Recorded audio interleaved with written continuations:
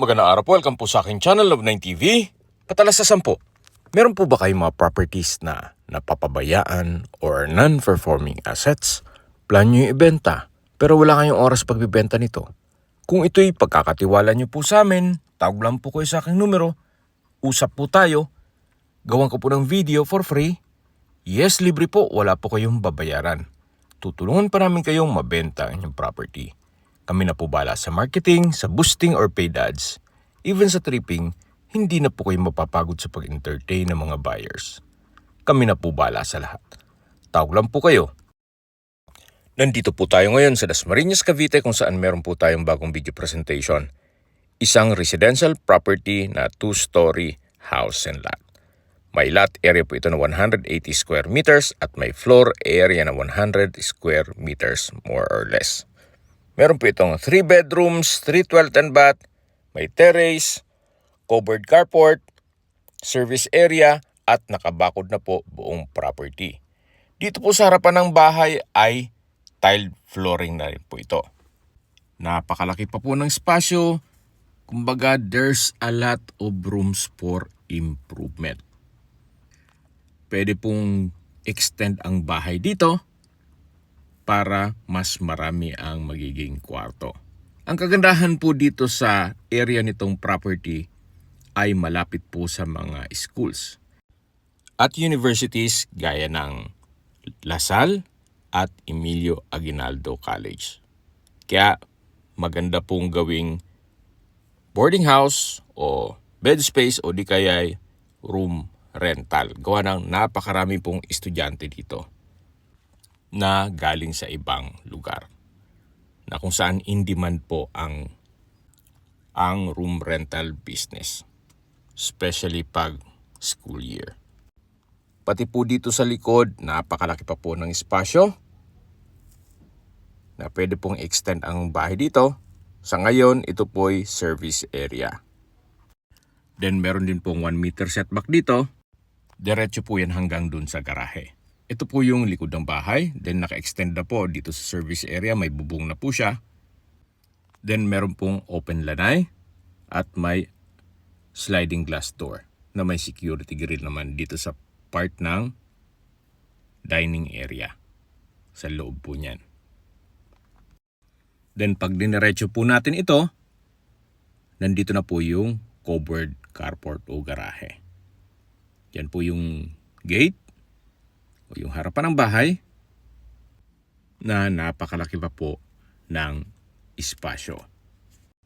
Dito po sa harapan ng bahay ay meron pong pocket garden at mula po dito sa gate matatanaw natin ang main door.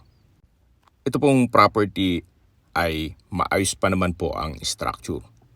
Ang kulang na lang po dito ay retouch ng pintura. Kita nyo naman po medyo faded na.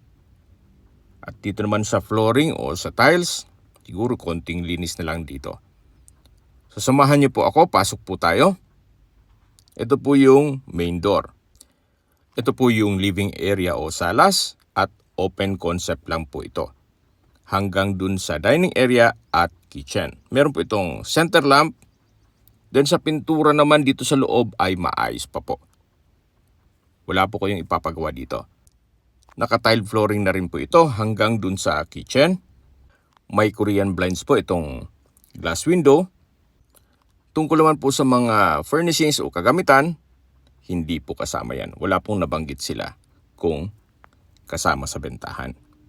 Ito po yung dining area at sa dulo po niyan yung sliding glass door na papunta sa open lanay. Yung nadaanan po natin na may security grill. Tunghan niyo po ulit itong dining area. Then, meron pong access door papunta sa service area. At common toilet and bath, yan po yung hagdan na may storage room. At ito po yung formal kitchen. Dito po sa formal kitchen ay meron pong kitchen countertop, modular wall-mounted cabinet, range hood, kitchen window, at storage ng kitchen utensils. Meron din pong stainless sink with faucet. Ito po yung storage room na kung saan meron po itong mga kagamitan si owner. Kaya Huwag na muna natin buksan. Yan po yung living area, sa dulo yung main door, at ito po yung dining area. Maganda po ang floor plan nito, hindi magulo. So dito po sa side ng kitchen ay meron pong common toilet and bath, na kung saan ito yung naka-tile bathroom wall, may hand basin, water closet with bidet, shower enclosure, at may bathroom window. Okay, labas po tayo para check natin yung access door na papunta naman sa service area. Meron po itong double screen door at ito yung naka-solid wood door. At dito na po tayo galing kanina. Ito pong service area at yung likod ng bahay na kung saan napakalaki pa po ng espasyo. Buong property po ay nakabakod o meron pong concrete fence. Ito pong glass window ay meron pong security grill at babalik na po tayo dito sa loob. So yan po yung dining area. Sa dulo yung living area. At ito po yung common toilet and bath. Then dito naman sa gilid ay yung formal kitchen. Ito pong glass window ay meron pong security grill na rin. Akit po tayo, samahan niyo po ako. Ito po yung naka-wooden staircase, then tubular railing at handrail. Nandito na po tayo sa hallway na papunta naman sa mga kwarto. Meron pong owning type glass window na may security grill at dito naman po yung hallway papunta sa mga kwarto. Check po natin yung first bedroom. Ito po yung master's bedroom na kung saan meron pong toilet and bath at malaki po ang espasyo nito. Meron pong glass window with blinds and security grill, may center lamp, then meron pong access door papunta sa balkonahe o terrace. Then meron pong split type aircon, siguro po iwan yan kasi pag tinanggal papangit na ang wall niya. Nasa pag-iusap na lang natin yan kay owner. So check muna natin itong balkonahe o terrace. Meron din po itong aluminum screen door. Sa baba po nito ay yung garahe. Yan po, tunghayin nyo po itong inyong mga magiging kapitbahay. Napakatahimik po ng lugar, sariwa ang hangin at sa klima po, banayad lang, hindi naman siya ganun kainit at hindi naman ganun kalamig. Yan po yung tinutukoy ko sa inyo kanina na possible na ipapagawa ninyo once na ma-acquire nyo ito. Medyo faded na po ang pintura sa facade. Then dito naman po ay yung setback na kung saan matatanaw natin yung open lanai. Diretso po yun hanggang sa dulo. Dito po sa side ay maayos naman ang structure. Kaya pintura lang talaga ang ipapagawa nyo dito. So babalik po ulit tayo dito sa loob. Tunghayin nyo po itong master's bedroom. Tungkol naman po dito sa bedroom furnishings o mga kagamitan, yan po'y walang nabanggit kung kasama yun sa bentahan. At dito po sa gilid ay meron pong wardrobe at sliding mirror. Dito naman po yung toilet and bath. Maayos naman po ang toilet fixtures, may hand basin, bathroom cabinet, water closet with bidet, then shower enclosure, at overhead shower. Sa dulo po ay meron ding bathroom window. At naka-tile bathroom wall na rin po ito. Meron din pong hot and cold shower. Labas po tayo para check natin yung ibang parte nitong bahay o yung ibang kwarto. Mula po dito sa master's bedroom, check natin yung second bedroom. Ito pong glass window with security grill ay nag-serves as natural sunlight dito sa hallway. Ito po yung second bedroom. Sa spasyo, sakto lang. Hindi naman siya ganun kaliit at hindi naman ganun kalaki. Meron din po itong sariling glass window with security grill at maayos naman ang pintura ng ceiling at wall. Meron din po itong wardrobe, then drawer at dresser. Yung sa kabilang kwarto po ay hindi natin mapapasok gawa ng may natutulog. Siguro upon tripping, check na lang natin. Matatanaw natin yung master's bedroom at dito naman po yung common toilet and bath. Maayos din po ang mga toilet fixtures. May hand basin, water closet with bidet, bathroom window with security grill, shower enclosure, at from floor to ceiling po ang tiled bathroom wall.